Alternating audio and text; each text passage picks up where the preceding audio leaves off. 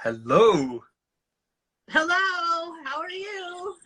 I'm so good. You wouldn't even believe. How are you? What's that? You wouldn't even believe how good I am. Oh, really? You made a wave. How do you do that? I don't know. I didn't mean to wave. So It said just they waved. No, somebody else maybe waved. I don't know. oh, you know what? Hello. If somebody waves, I can tap. Something comes up and it says wave back. So it's instead of like interrupting our conversation, I can tap wave like that. And Okay. now we're all hanging out together. Yes. It's weird. Yeah, how are you doing? Good. Let me see, make sure I've got this turned up right. Oh, I shouldn't do that there. That's my hand right over the phone. My husband got me this handheld phone thingamajigger for Christmas. Second time I used it right now. Nice. Good job, Tom. Yeah. I don't know if he's watching or not. I haven't seen any Holy Free Holies popping up or not, but whatever. I think he's probably avoiding it. Yeah, he's like, oh. I'm pretty sure he's watching a different live feed. Yeah. Yeah. I gotta say, shout out to my sister-in-law, Susie Bean. It's her birthday today. Happy birthday, Susie. Nice. Yeah. Hey, do you mind taking a minute just to introduce yourself, who you are, where you're from, what you do, something like that? Sure. I am Cindy Bean. I live here in Salt Lake City. I'm married to Tom Bean, and I have 3 kids, Echo and Ellie and Luke. And I went to BYU and I studied design, and I worked as a graphic designer for maybe about, let's see, I graduated in 90. When did I graduate? 99. Oh, wow. Oh my goodness, it's almost been 20 years now that I graduated. Where does the time go? That's pre-Y2K. Yeah. That was pre-Y2K. We even had a big old Y2K party where we were worried about everything exploding, things like that. And it was fun. Let's see. And then about 2008, I started working from my home for a company. And then that company went under. I hope that doesn't reflect on me too bad. And I've been mostly doing freelance design and also my paper cutting as a way to support myself, but mostly through my husband's income that is doing stuff and stuff. But yeah, and I started. Okay, so this is mostly about my paper cutting. So let's talk about that. I started whatever you want it to be. Okay. Yeah. In 2006, I think it was, I went to Europe with my best friend, and we went to the Mozart, what's it called? Birthplace Museum in Salzburg. And I saw these little paper cuts for sale in their gift shop. And I thought, this is really cool. I could try this. And they were pretty simple and pretty easy. And someone's from Holland on there. Hello, Holland. That's cool. And then I went to my uncle's farm in Germany, and he had this old paper cut on his wall in his sitting room, and it was super delicate and super refined, and it was just beautiful. And I thought, this is not going to be as easy as I thought. And when I first started paper cutting, there weren't very many like how-to books or anything like that. And now there's quite a few. And so I kind of was self-taught a little bit. A lot of traditional paper cutting is done just with scissors. It's a form of art called Scherenschnitte. I don't never say it right. Always the Germans correct me after I say it. They're like, no, it's this. And I'm like, well, that's what I said.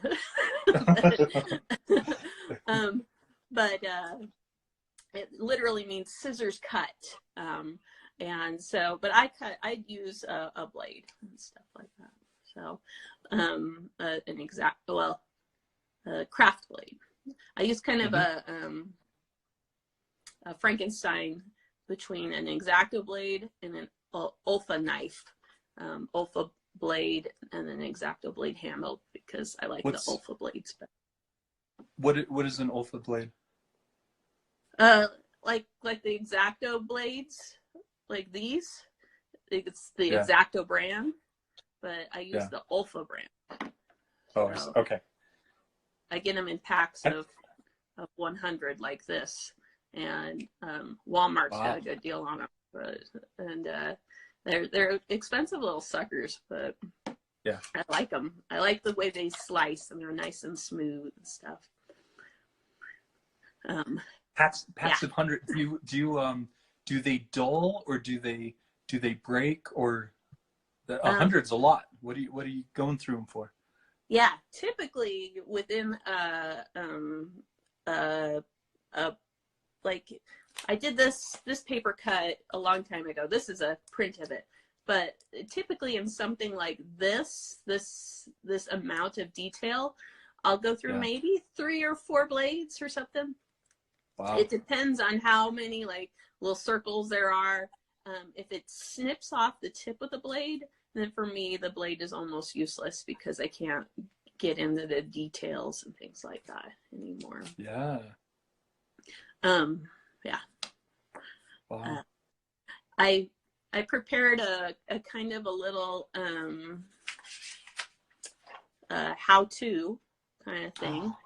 Cool. If anyone that wants to, I can kind of show a little bit how, just some small tips of paper cutting. Yeah, of course. Do you mind if I say something real quick? With you what? Can I say something real quick before you go ahead, please do. walk us through? I just wanted to mention that that my buddy, I went to art school with Andy Bean. Yes. And who is Tom's brother. That's my husband's brother. Husband's brother. And I ended up going to, I think maybe it was, well, I guess maybe I won't say kids' names, but one of the kids' birthday parties. And that's where I first met you, I think. And you had gifted her, I think it was from Alice in Wonderland, maybe? Yeah. Or, I'd given him the original of this piece right here. This Jabberwocky piece. The Jabberwocky, that's right. Yeah, and I was absolutely taken by it and floored. And anyway, and so I've loved your stuff since. We just rearranged our room, but I've had your Demogorgon, the mother and Demogorgon, up here, but we just rearranged. So I don't have it. We're still shifting things. Anyway, I love that. I love what you do, and thank you. Thank you. That one's kind of like doing a reoccurrence on Facebook. Like people are tagging that and pinning it lately, because like I think, well, Stranger Things is gonna start coming up on Netflix again. But I did, yeah. Sorry to interrupt for your tutorial. Oh, Lori says, I took a workshop at a Blonde Grizzly gallery years ago. We did one of your Alice in Wonderland designs, the croquet game. Yes, that was a fun workshop. I loved Blonde Grizzly. I wish they were still around. But... That's cool. So do you want me to do that? Oh, I'd love to. Yeah, go for it, please. Okay. Let me see if I can turn this down. Let's see. Oh, sorry, cleavage shot. Let's see. Okay, there's that. I don't know how I can get this to. There we go. Maybe make my phone stay up. There we go. I'll move this. There we go. But this won't stay. Here we go. Okay, so people always ask, okay, let's pretend that all of these are small circles, okay? I mean, small paper cut kind of things. So people always ask how I cut small circles. And so one way I always do it is I go like this. I cut around the circle. Now you can see how like undetailed my cuts are. I'll cut a half circle, and then I'll hold it down on that one side, and then I'll cut the other half. And then it comes out pretty easy like that. There's one way. People also always ask me, I feel like I'm talking loud, how I cut my, the paper so thin. And that is mostly because I use a good blade, and also I use the right kind of paper. And then I also know kind of the technique. And one of the techniques is to go from left to right. And that may sound simple, but if you're right-handed, go from left to right. So say this is a real thin line right here, and I cut this side like that, and then I cut this side like that, and then you'd have kind of like a real thin kind of line like that. But like, so say I cut from right to left, and I'm cutting this way, and then I cut the other way, then I can't see how thin a line I'm cutting because my hand's over the top like that. So that's another tip right there. And then also, hey, Emily says hi. Emily Fox King. Hi Emily, how are you? You're interviewing her in a little bit, right? Or did you do it already? Yes, last night. Yeah. Oh great. gosh, I did. Yeah. We were so busy last night. You're good. How did it go? She's so fun. It was okay, I guess. It was all right. It was amazing. It was great. She's awesome. Good. Another technique I always tell people is to cut the center first of things and then cut the outside, because the outside kind of holds everything together, and if you have a thicker outside, it holds it better together. And then also, if you're cutting from small pieces and stuff, oh no, not small pieces, like kind of grids or things that intersect, you're going to want to go from the inside of the intersection and pull out. The inside and pull out, because if you go from the outside and go towards the intersection, then you might cut over it, and then you don't have like different things. I don't know if anyone's those are my basic tips right there. I'm gonna put this back and see if it works. All right. That's awesome. So those are my basic paper cutting tips. It's not really hard to do. It's just you need to have a good blade, and you need to have a mat that's not too like cut up underneath, and good paper, and that's about it. And then just to take the time to practice and stuff. How many Band-Aids do you go through? I'm gonna jinx myself now, but I rarely ever cut myself. But watch, I'm going to like cut off the finger. Don't do it. Don't interview. Wow. And you design these yourself, right? These are your designs? Yes, they are. I'll show you. So usually I'll sketch something in my sketchbook. This is something I did. So like this, I sketched this a long time ago. And I'll sketch it, and then I'll scan it. And then sometimes I adjust things in Photoshop or Illustrator. Like I did this type down here in Illustrator. Something I always do is I always accidentally forget. Like, see, when you're looking at this right now, it's in the right, it reads correctly, right? Yeah. But when I'm looking at it, it doesn't read right because we're in the reverse, right? We're doing the mirror image. Yeah. So sometimes I tend to like forget that when I do things, that when you print them on the back, they have to like print them in reverse, and then I cut the whole thing out, and then I say cuss words because when I turn it over, it's wrong. It's the wrong thing. But this is what that one looked like eventually. And see how it's in reverse when you read it? It's not really in reverse in real life and stuff. But that's cool. Yeah. Check this out.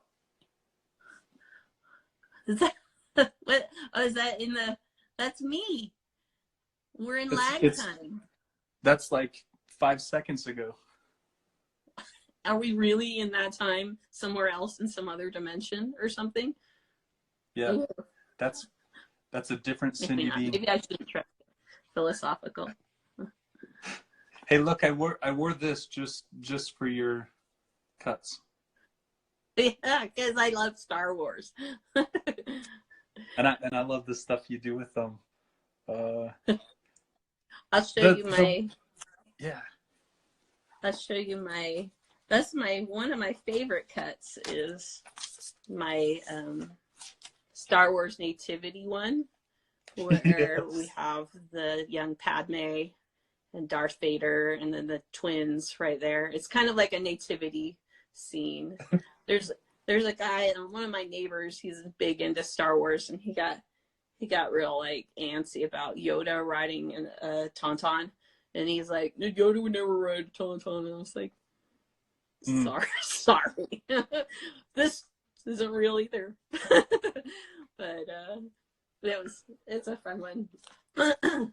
Wow. And then I just did this piece.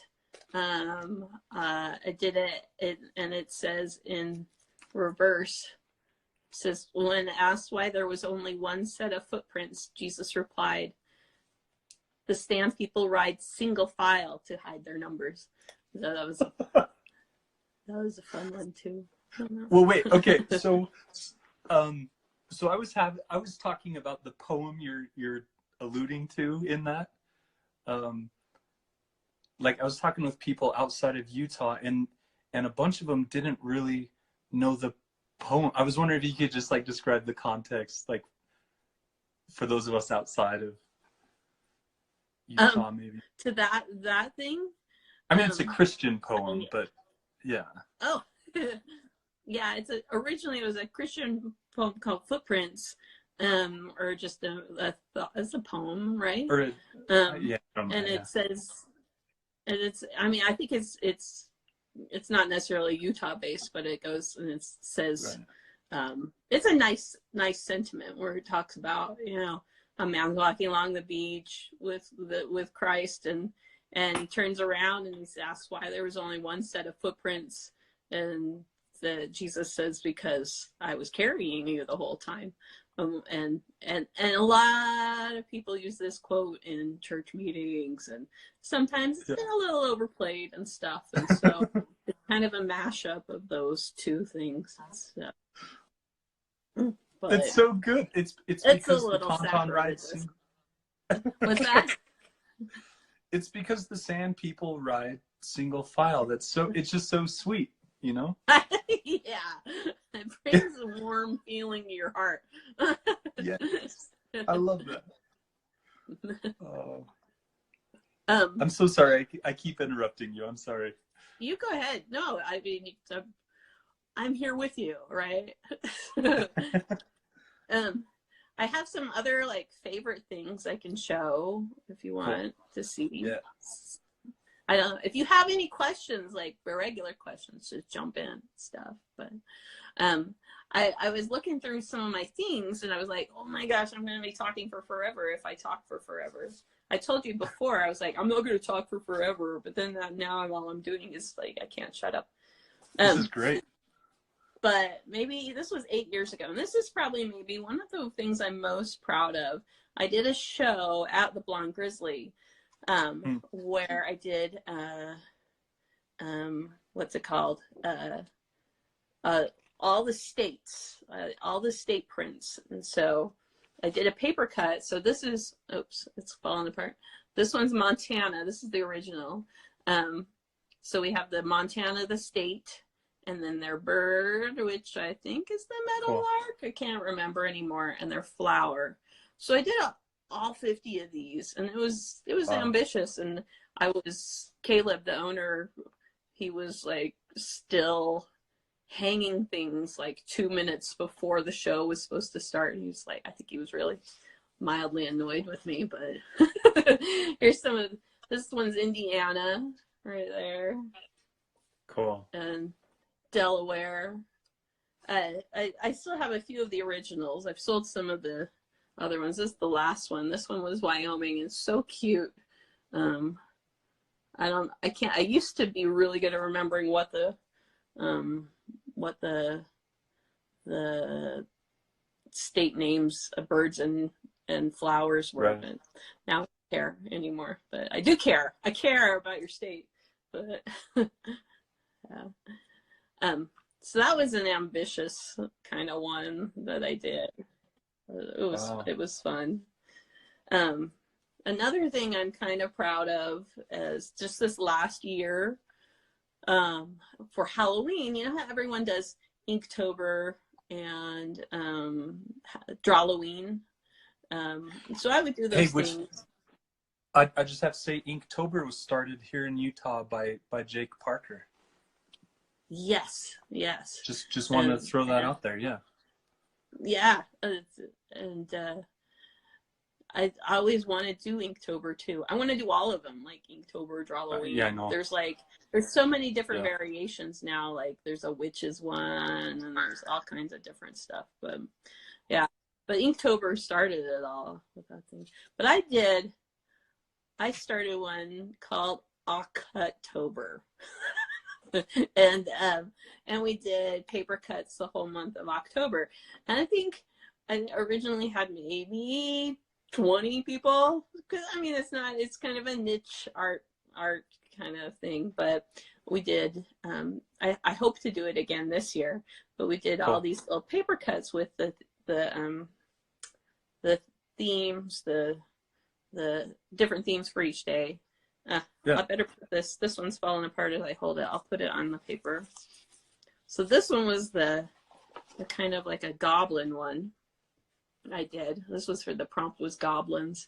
And I love to cut squirrels, little paper cuts of squirrels. And so these two are doing, if you're familiar with Arrested Development, when they do the chicken dance, these two goblins did that show, and they're doing the chicken dance. And they're tormenting the squirrel that's about to get torched there and stuff. Wow. So I did that, and I did, there's another one. This one's kind of like really delicate, but this is from a scene from The Birds. It's just kind of barely held on by a thread right there. Wow. I didn't know that The Birds was actually like, before Alfred Hitchcock created it, it was an actual like short story, and I read the short story. It was pretty amazing. It has almost no similarities to the movie other than the birds are attacking, but really, yeah. But, yeah. So those are a few of my favorite things that I've done. My iPad, because for whatever reason you're frozen on my phone, but you're moving here. But there's that slight delay, so it takes me a second to see what you're. Anyway, I'm not ignoring you. Okay. I'm looking at moving you instead of still image Cindy here. So it's like kind of like we're on the news a little bit, and we're waiting for you to respond. That's sorry, I got a delay here. Let's go back to weather. Yeah.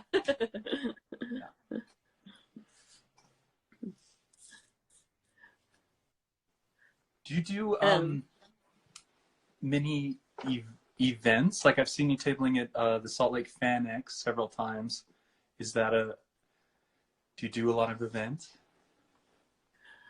I used to do a lot of events until I had my second child, and she was kind of a terror. When she hit 2 in March, and like a lot of people are like, oh, terrible 2s, and so far her terrible 2s have been nothing like her her terrible 2 months. And so it's gotten a lot calmer, and I hope to be able to do some more things. I really enjoyed, I did some shows with Salt and Honey when they were doing more small individual things. That's Salt and Honey's a little local shop in the Gateway that sells, they have individual booths kind of by a variety of local artists. So if you're in the Salt Lake area and interested in that sort of thing, go there, because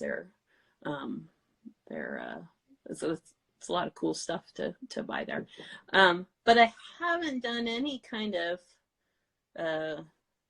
any shows lately. Oh yeah, I did at the Urban Arts Gallery. I had the little Star Wars show there, but I have some things there.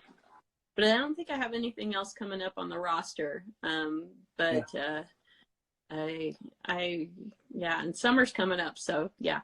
But I enjoyed Comic-Con a lot. I'd love to be able to do that again, if it still exists within the next couple of years. Our Comic-Con, I think it will. I hope. Yeah.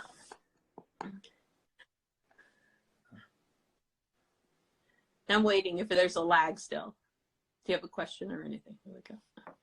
Well, I wanted to show some of the stuff in your feed if people haven't checked out your... Oh, cool.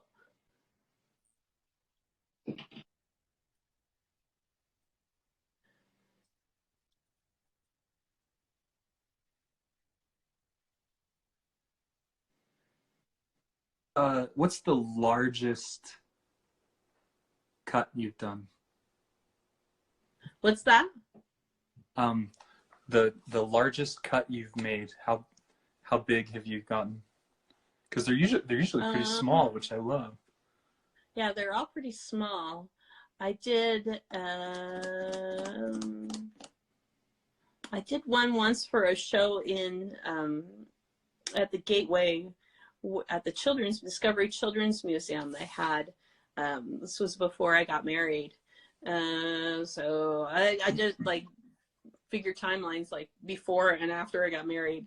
But it was, I think, maybe 2010, 2009. I remember I took this guy came on a date with me. Like, he came and we were going to go on a date after the show, and like, he thought all I did, like, he didn't realize I was having my own art show there. Anyways, and he got there and he was like, "What's this?" I'm like, but that's not what we're talking about. But he, so at that show, I did a giant paper cut of the Snow Queen, and there was this cool thing of a girl on the sled, and there were like the Snow Queen is I think it's Hans Christian Andersen's story, and it's the one that Frozen's loosely based off of, and it's not even anything similar at all. My children are yelling at me right now. They're supposed to be trapped up in their room. It was huge, and I cut it out, and then I glued it to some paper, and then my friend Kim was my roommate at the time, and I told her, I was like, I'm gonna Mod Podge over the top of this, and she's like, I don't think you should do that. And I was like, no, it's gonna be okay. And I did, and then it just warbled the whole thing, and I was sick about it. I should have listened to Kim. Dang it. But I've done some of those. I haven't done too many large format things because you have to have large paper in order to do that. But you were showing some of the letters. You want to see some of those in real life? Let's see them. Yeah. Okay. So I originally started out with this A. I did that, and it was A for Andromeda. And it didn't really read clearly as a letter A. You can't see what's going on at all. Like, here's Andromeda here, and there's the Kraken and stuff. So I thought, well, I thought, if I outline it and put the letter in the back, then it reads more clear, and it does. And so we have B for beauty. I'm hoping I have it all sketched out up to L right now, but I haven't cut them all yet. But I'm hoping to do a whole show of just the princess letters. Here's our C for Cinderella. Love it. I'm going to redo that Andromeda one. We've got D for donkey skin. I tried to do some of the more obscure ones. This one's kind of it's like the dad of the princess wants to marry her, and so she hides away in a donkey skin. And yeah, there's some pretty gruesome things in fairy tales. Yeah. Here we have E for Eowyn. Let's see, there's the what's his name, the dude she kills at the end. She's like, I am no man. That's awesome. Someone asked that question. Oh, Buster wants to know where Ellie and Echo are. Hi, Natalie. They are trapped in my room. They're supposed to be watching Paw Patrol right now. And I just heard one of them yell, but I don't know what they're doing.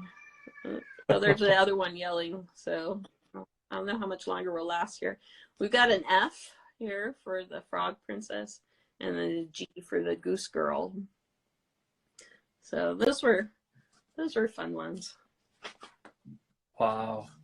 That's amazing. That's all I have of the letter. Do you feel like, for the rest of us looking at this, like we're just in awe. Like for you, obviously you must be enjoying it or finding beauty in some way because you're doing it. But I'm hoping that it's not just work. It's not just like the next paper cut. Like I don't really know what the question is, other than like, I guess, do you get as much joy and pleasure out of making them as we do looking at them? I do.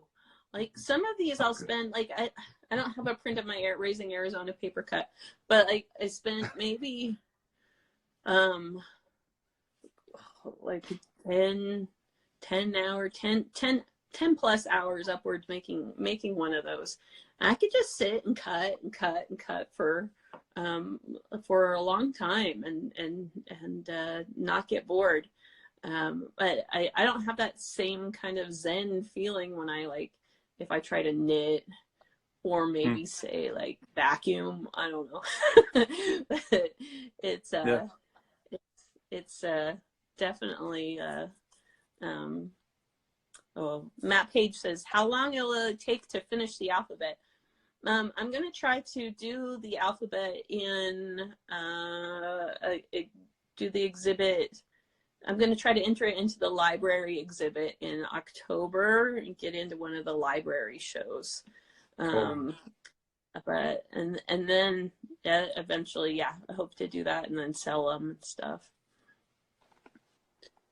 But right now it's hard for me to not be like, these are for sale right now. It's hard for me to keep them. And actually, it's hard for me to sell them and for me to keep them because they're like, I spend so much time on them and they're my little babies. And then I want to like keep them in my house, like hoard them like Gollum a little bit. But I don't, I have not enough space to do that. So. Got it. I do have one more question before the kids knock down the door. When is the last time you got a professional haircut? That was my that was my question. I said that he might ask. It was I'm ashamed to say it. It was officially in so my birthday was this last March, and I got a haircut the March before. And so generally I cut my own bangs. Can you tell? And they look good. Yeah, thank you. They're in need of another cut and stuff. But I do I do all that on my own. I'm hoping to get another a haircut in 2020, a nice little flapper hairdo, because we're in the 20s again and stuff. Yeah. Yeah. But yeah. Like some flapper pearls or something. And yes. I could just pin it up whole... under like the flappers originally would do, like the ones that moms wouldn't let them cut their hair or something like that. Yeah. I do have a couple more, like another bragging point here. Brag. So I'm in this book right here. It's called Paper Cutting, Contemporary Artists, Timeless Craft. You can tell that it was a while ago because I'm still Cindy Ferguson in the book. There. So it's got some of my older cuts where I would do more nature-based kinds of things and stuff. Very cool. It also has, this is a squirrel one. So that was fun. And I also was in this book right here. Erin Finley says, how do you choose your princesses? Mostly I just, some of them I choose because I have, because there's only one for each letter. Like there's not too many I princesses. So I had to pick like an Irene, and how many X princesses are there? There's not very many. This was another one I did. I was in this paper cut book, and I did this, showed everyone how to do this Alice in Wonderland kind of thing. Wow. And that was fun. So. Wow. Those are the only two books I was ever in. Actually, there's one more. There's one more. I'm in a Baba Yaga book at the very end. Oh, cool. With a Baba Yaga piece I did. Is it all, I love everything about the Baba Yaga. Is it all paper cuts or just like accompanying illustrations? Or I'm not familiar with that book though. Oh, well, I'd have to go look for it and find it, but it's a Baba Yaga book about that tells all the different Baba Yaga stories, and cool. It tells and it has just a variety of illustrations in there from different people. But I think I might be the only paper cut. Mine was the very end one, and then it had I'd originally made it as a calendar a long time ago, and somebody took the calendar out and put like kind of like a thank you to everyone notice in the middle of it stuff. But that's awesome. This is my Love Will Tear Us Apart one. Huh? We keep going. I was wondering if you ever take commissions. If you do. What's that? Oh, sorry. Sorry. Go ahead. Oh, that's all.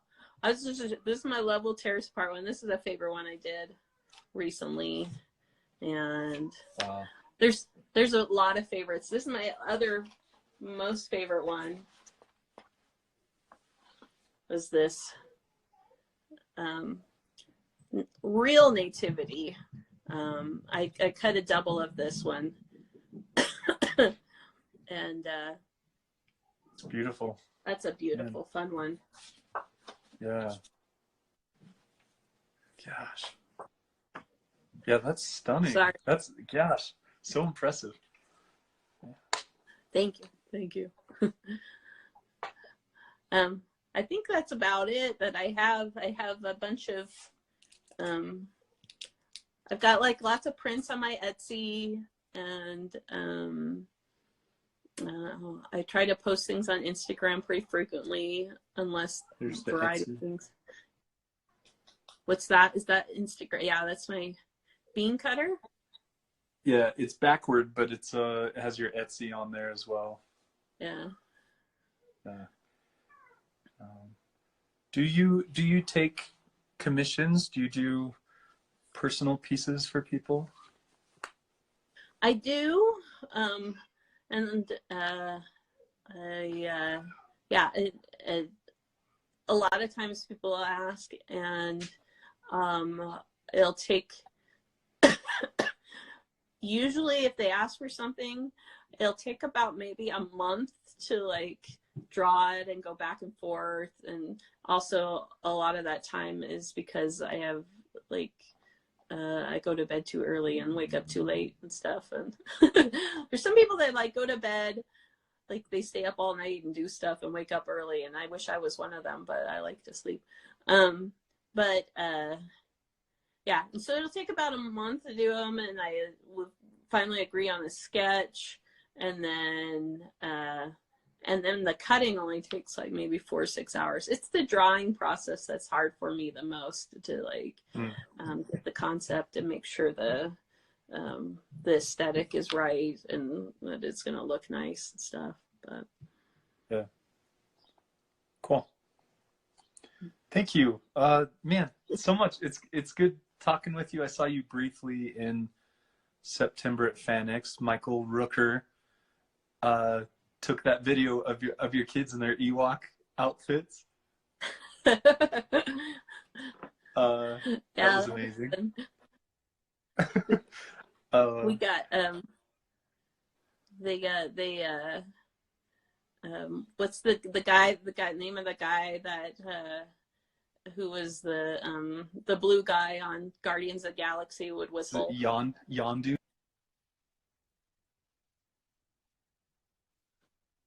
Yeah, he filmed us while we were at that Comic-Con there. Yeah, awesome. Rooker. Yeah, but that was good. I just Mary saw Poppins. you for Mary Poppins. That guy. Yes, everyone knows. Yeah. Anyway, it's good to talk with you, and I appreciate you taking the time and locking the kids up so that we could see all your cool stuff. Oh, it was fun, and they've stopped screaming now, so hopefully they're still alive, or the TV show went back on. I think I put a disc from Paw Patrol from the library in, and it's a little scratched, and so it stops, and sometimes they get like frustrated about that sort of thing, but don't we all, you know? Yeah, thank you so much. Yeah, I just appreciate your time, and I love seeing your amazing stuff, and wanted to